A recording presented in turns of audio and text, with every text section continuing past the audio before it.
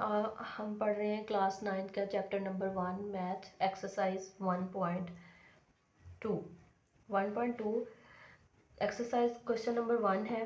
From the following matrices identify unit matrix, row matrix, column matrix and null matrix.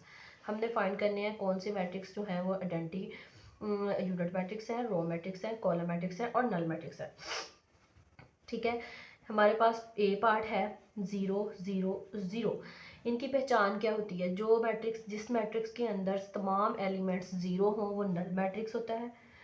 ठीक है, B part है 2 3 और 4। ये कौन सा मैट्रिक्स है? इसके अंदर सिर्फ एक ही रो दी गई, इसका मतलब है कि ये रो मैट्रिक्स है।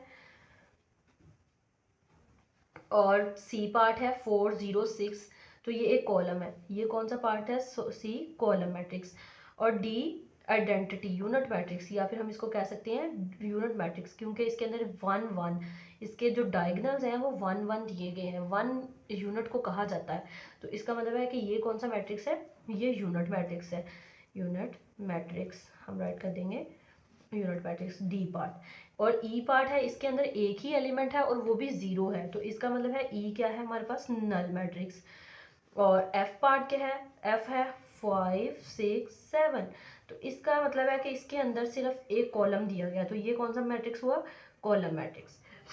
क्वेश्चन नंबर 2 है from the following matrices identify square matrix, rectangular matrix, row matrix, column matrix, identity matrix और नल मैट्रिक्स। तो इसके अंदर हमारे पास हमने देखना है कौन कौन से मैट्रिक्स जो है वो स्क्वायर है, रेक्टेंगुलर है, रो है, कॉलम है। तो देखा जाए तो इसका जो पहला पार्ट है 1, क्वेश्चन नंबर 2 का 1 वाला पार्ट है, इसके अंदर 3 रोज हैं, 2 रोज हैं, 3 कॉलम है। तो ये कौन सा मैट्रिक्स है? ये एक रेक्टेंगुलर मैट्रिक्स है। ठीक है, और दूसरा मैट्रिक्स कौन सा है? ये एक हमारे पास कॉलम मैट्रिक्स है, क्योंकि इसके अंदर एक ही कॉलम दिया गया है। और 3 पार्ट है, ये हमारे पास स्क्वायर मैट्रिक्स है, इसके अंदर 2 रोज हैं, 2 कॉलम है। स्क्वायर मैट्रिक्स के अंदर दो ही रोज हो या 2 ही कॉलम हो, या 3 रोज हो या 3 कॉलम हो। और चौथा है वो हमारे पास एक यूनिट मैट्रिक्स है, आइडेंटिटी मैट्रिक्स है। और पांचवा है ये हमारे पास एक रेक्टेंगुलर मैट्रिक्स है। और छठा है ये हमारे पास एक रो मैट्रिक्स है। और सातवां है ये एक रेक्टेंगुलर मैट्रिक्स भी है, और हमारे पास ये एक कॉलम मैट्रिक्स भी बनता है। और आठवां एक रेक्टेंगुलर मैट्रिक्स भी है, स्क्वायर मैट्रिक्स भी है। और नौवां जो है ये हमारे पास एक नल मैट्रिक्स भी है और रेक्टेंगुलर मैट्रिक्स भी है। और इसका बी पार्ट है 5 1 -6। इसका ट्रांसपोज लेंगे, बी का ट्रांसपोज 5 1 -6, इसका रिजल्ट आ जाएगा 5 1 -6, यानी हमने इसकी रो को कॉलम में चेंज कर दिया।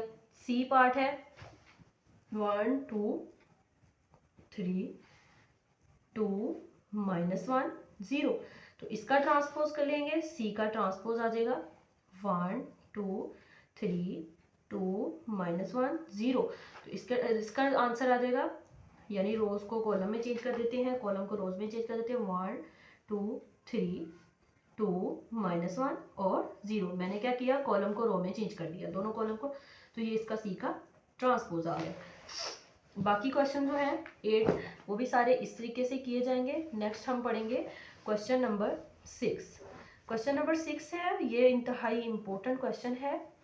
Verify that if a equals to 1 0 2 1, यानी उसने दिया है हमारे पास a, एक मैट्रिक्स दिया है, उसने कहा फाइंड करना है आपने a का ट्रांसपोज इक्वल्स टू, ये वाली जो स्टेटमेंट है ये हमने प्रूव करनी है, हमने प्रूव करके बतानी है कि ये स्टेटमेंट ठीक है। अब हम लेंगे सबसे पहले a का ट्रांसपोज लिया जाएगा 1 2, ये 1 2 था, तो हम इसको रोज को कॉलम में चेंज कर देते हैं, 0 और 1 कर देते हैं।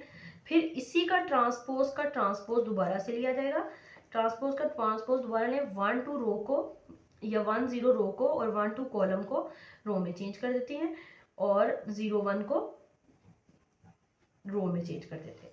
रो में चेंज करने से देखा जाए तो हमारे पास ये वाला मैट्रिक्स और इसका असल मैट्रिक्स बराबर आ गए, ए का ट्रांसपोज ए के बराबर आ गया, तो हम कह सकते हैं कि ये स्टेटमेंट जो है वो ट्रू है। नेक्स्ट है हमारे पास बी बी उसने दिया है 1 2 1 0। उसने कहा नाउ फाइंड करें बी का ट्रांसपोज इक्वल्स टू बी। तो हम क्या करेंगे, बी का ट्रांसपोज लेंगे, रोज को कॉलम में चेंज कर देंगे, 1 1 2 0। तो बी के ट्रांसपोज का ट्रांसपोज दोबारा से लिया जाएगा, 1 1 2 0। तो क्या फाइंड किया हमने, बी का ट्रांसपोज का जो ट्रांसपोज है वो बी के बराबर आ गया। इसका मतलब है ये वाली जो स्टेटमेंट दी है ये वेरीफाइड है, ट्रू है।